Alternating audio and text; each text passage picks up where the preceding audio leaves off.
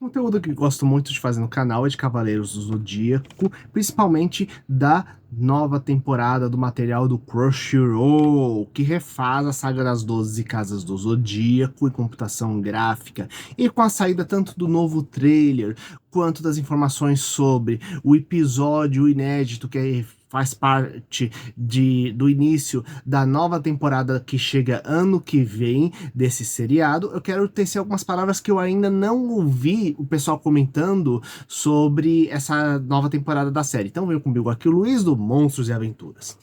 Primeiramente, uma coisa bem interessante do trailer é que ele pode ser dividido em dois tipos de conteúdo. Os materiais, que são os inspirados diretamente nos acontecimentos clássicos, tanto do anime quanto do gibi original dos Cavaleiros do Zodíaco. E sim, eu vou falar gibi, assim como mangá, como sinônimos aqui.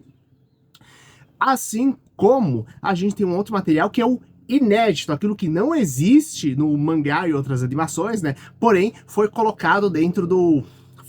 existe dentro desse universo novo de Cavaleiros do Zodíaco, né? E o que acontece? Quando a gente divide esses dois materiais, primeiramente, aquilo que a gente tem do clássico, do canônico, como o pessoal fala por aí, é o seguinte: é a cena do Seiya e dos seus amigos encontrando justamente o chamado Testamento do Aiolos, a mensagem que ele deixou na casa de Sagitário, para eles cuidarem de Atena e que dela depende o futuro da humanidade.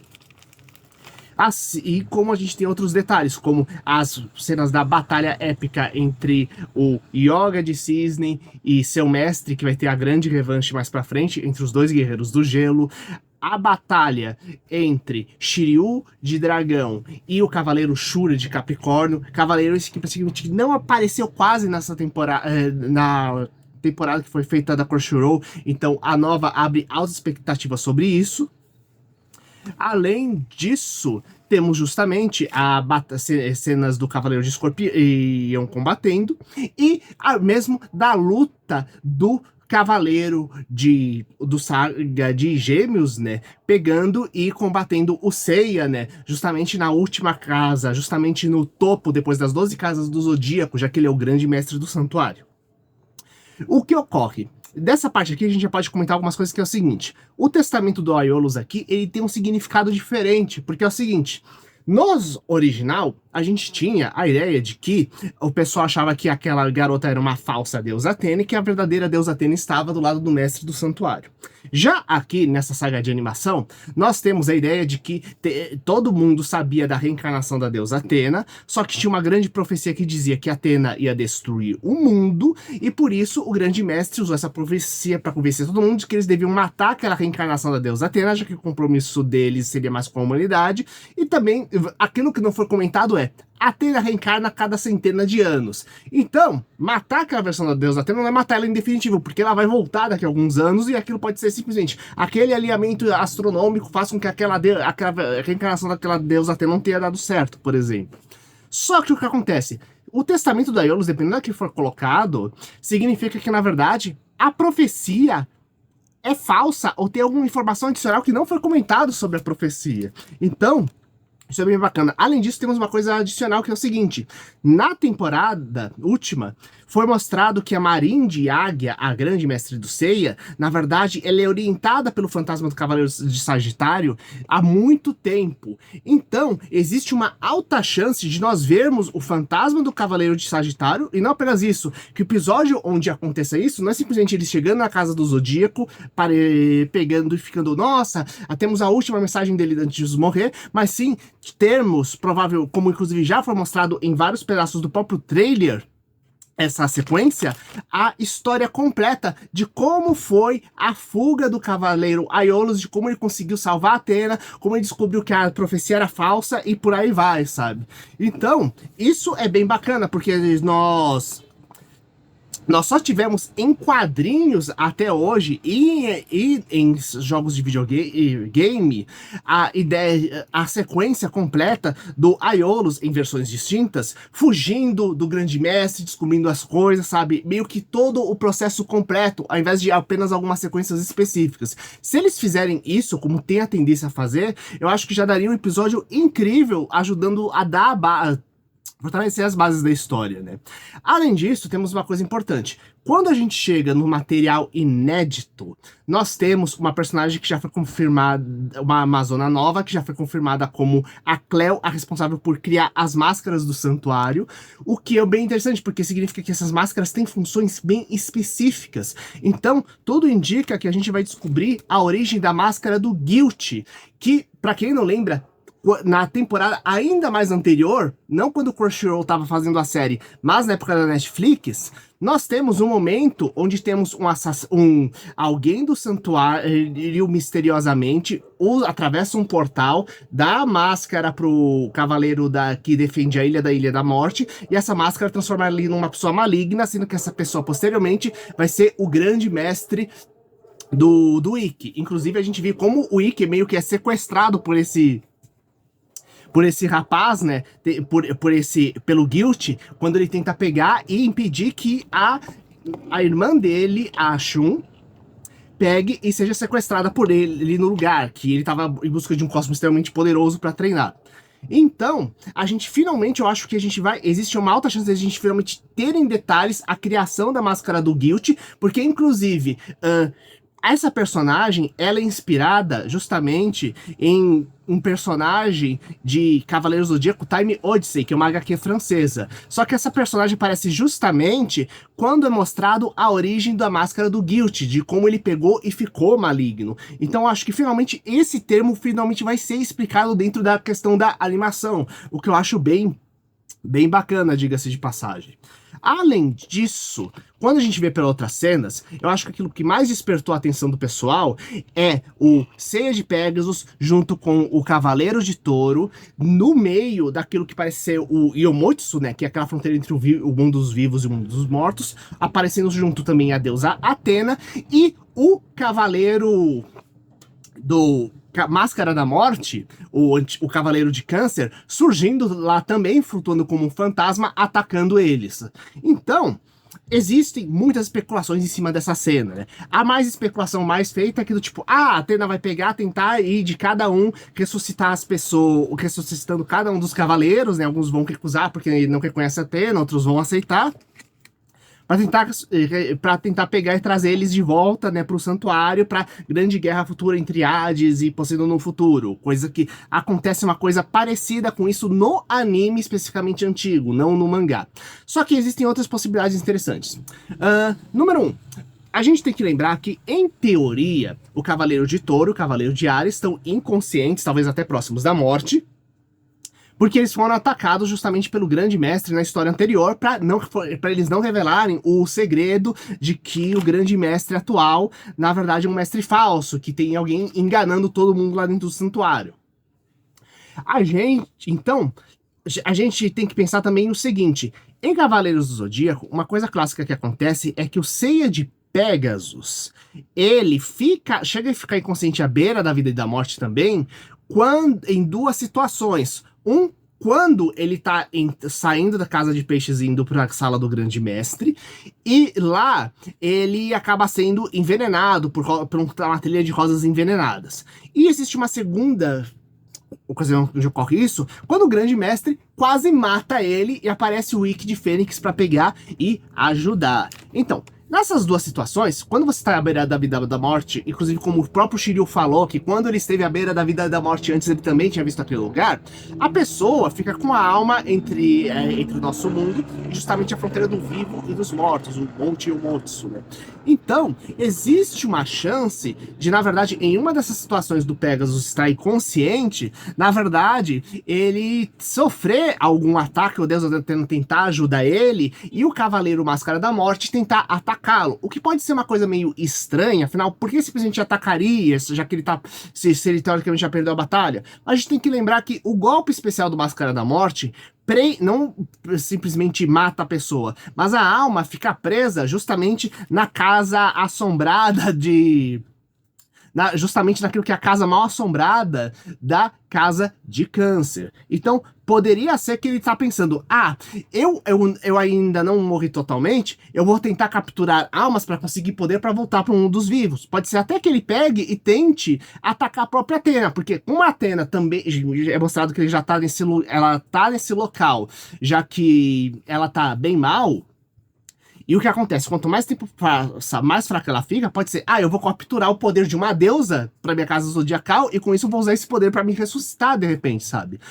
Então, existem várias possibilidades. Fora a possibilidade de vingança pura também, né? Então, uma das batalhas mais intensas mais ansiosas que o pessoal tá, é justamente essa batalha inédita. Como eu disse, faz todo sentido, sem afetar o ramo principal, mas apenas ampliando os acontecimentos do universo de Cavaleiros do Zodíaco, essa batalha entre o Máscara da Morte e o Cavaleiro de Touro. Lembrando que tem mais um detalhe.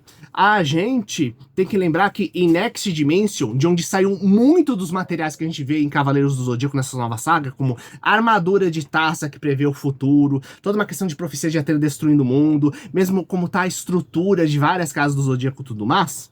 Então, nesse mangá, o que acontece é que o exército de Hades tenta usar o fato de que fica na fronteira entre o mundo dos vivos e o mundo dos mortos, justamente a casa zodiacal de Câncer, e usar esse local, esse templo, para tentar invadir o santuário da deusa Athena, só que o cavaleiro de Câncer dessa saga se alia junto com o Ikki para pegar e lutar contra os espectros. Não tô dizendo que isso vai acontecer ou que tem uma alta chance.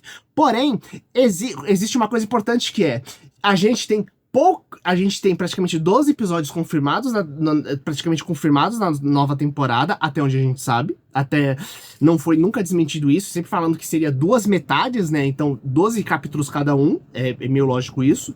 Então, considerando os acontecimentos principais que tem para acontecer, e mesmo o espaço que tem para acontecimentos paralelos em cada um dos episódios, sobra muito espaço. Então, haveria espaço mais do que suficiente para ter justamente uma invasão, uma tentativa de ataque justamente dos espectros do deus Hades, o Senhor dos Mortos, na história, até um capítulo inteiro só sobre isso, se eles quisessem. Se eles quisessem pegar um capítulo só de repente, parte do exército de Poseidon resolve atacar o santuário aproveitando o caos que tem, e os Cavaleiros de Ouro que sobraram, junto com os Cavaleiros de Bronze Menor, tem que defender a reentrada do santuário, enquanto os outros ainda estão lutando contra o Grande Mestre. Poderia ser tranquilamente, tem espaço suficiente para isso, agora vai depender de como eles vão desenvolver. E falando em passo para histórias paralelas, lembrando ainda que nós temos cenas confirmando que a cena do último episódio da temporada atual, que é o dos Cavaleiros de Bronze menores, aqueles que perderam dos Cavaleiros de Bronze principais, que finalmente retornando para servir a deusa Athena e lutando contra uma tentativa de assassinato dela, dessa vez contra um Cavaleiro de Prata. Coisa que é inédita, já que no original eles defenderam sim a deusa Athena, nesse momento onde ela tá doente, contra ataques de outros cavaleiros, só que sempre cavaleiros menores, sempre soldados rasos de outras tropas. Cavaleiros mais poderosos mesmo, eles nunca pegaram e teve nenhum grande combate decente. Então, o que ocorre é que finalmente a gente vai ter os Cavaleiros de Bronze menores se desenvolvendo, tanto que foi mostrado que eles estão meio que... Temos uma cena ótima do Jabu de Unicórnio dando um mega golpe justamente no Cavaleiro de Prata. Então, a gente vai ter finalmente esses Cavaleiros secundários sendo finalmente desenvolvidos. E como temos tempo, dá para tranquilamente fazer com que cada um dos 5 Cavaleiros menores tenha seu momento de brilhar em combate. Além disso, temos a June de Camaleão, ainda por cima, pegando e tendo toda a saga dela pegar e transmitir a descoberta que ela fez, e fazendo o resto do pessoal acreditar, sobre o Grande Mestre. E a gente não sabe quem vai tentar impedir ela, o que vai acontecer, quais grandes mudanças ocorrem por causa disso. Então, existe muito tempo hábil para desenvolver temos várias batalhas inéditas, sem mexer no principal, com todos os acontecimentos clássicos acontecendo, com os personagens clássicos sendo desenvolvidos, porém sendo ampliados. Lembrando ainda por cima, na primeira temporada da Crunchyroll, não da Netflix, mas da Crunchyroll, que está desenvolvendo agora das 12 casas, todos os Cavaleiros de Ouro tiveram aprofundamento do que não existia antes no mangá. Então, o que acontece? Desenvolvimento que a gente só teria décadas depois, juntando todo o material desenvolvido. Mas não, aqui a gente já tem alguns minutinhos de tela que já aprofundam muito o equivalente a anos do mangá, sem causar problemas. Nós tivemos material inédito do Cavaleiro de Touro, mostrando como ele pegou e foi convencido que o grande mestre era bondoso. A gente tem a questão do companheiro, do mesmo Cavaleiro de Ares, tivemos as incertezas dele de como ele lida com ela. Inclusive é bem bacana quando a gente vê o Ares e o Touro lutando, que apesar de muita gente não ter curtido tanto quando eles lutam contra os seus próprios lados malignos, é muito legal que a ideia básica de todo o episódio era que mostrar os cavaleiros, o poder dos cavaleiros depende da sua determinação, sendo que enquanto o Touro ele usa o foco dele extremo para poder ampliar a determinação dele para ele conseguir os objetivos dele, já o Cavaleiro de Ares, ele usa o raciocínio da forma mais pura, a lógica, para poder pegar e alimentar justamente a determinação dele, o que é bem bacana, já que cada um usa esses elementos justamente para derrotar os seus lados sombrios, já mostrando batalhas inéditas que tivemos. Então, provavelmente devemos ter Cavaleiros de Ouros com novas batalhas inéditas entre si, como já foi mostrado, Touro versus Máscara da Morte, entre outras também, dos Cavaleiros de Bronze menores, inclusive, provavelmente dos Cavaleiros de Bronze principais devemos ter algumas batalhas novas também, porque mesmo no material que foi mostrado, nós tivemos materiais praticamente inéditos, porque a primeira batalha da Saga das 12 Casas é justamente os Cavaleiros de Bronze contra justamente contra o Cavaleiro de Sagita, o Cavaleiro de Flecha, que basicamente é um quadro com um ataque só, em seguida ele morrendo nos quadrinhos. E aqui não, tivemos todo um arco dos 5 cavaleiros enfrentando ele, já que todos estavam muito cansados, então ele aproveitou esse momento para tentar derrotar todos os cavaleiros. Nós tivemos batalha inédita, inclusive, do Mu versus o Sei, apesar de forma simplificada. Cavaleiro de Escorpião versus Cavaleiro de Ouro também, que foi o Aioria, os Cavaleiros versus os Esqueletos, que a gente tem que lembrar que a história tá ficando colocando detalhes cada vez mais interessantes, então podemos ter batalhas inéditas contra inimigos que sejam mais elaborados, especialmente se a gente pegar alguns inimigos de formas modificadas também, gente. Então, temos todo um potencial para essa temporada ser de material que seja 70%, mais da metade da temporada seja só de batalhas e combates inéditos, sem mexer, sem tocar na saga principal, o que eu acho muito bacana. E considerando que tivemos um personagem inspirado numa HQ francesa que foi colocado na história, isso abre que a Cleo, a fabricante de máscaras, isso abre espaço, na verdade, tanto para todas as histórias do santuário serem mais aprofundadas, então conhecemos mais a profundo Shura, ou mesmo o grande mestre do santuário, talvez a gente finalmente conhecer todo o detalhe de como foi o processo de possessão dele, do Saga de Gêmeos, pelo espírito maligno que controla a mente dele, sabe?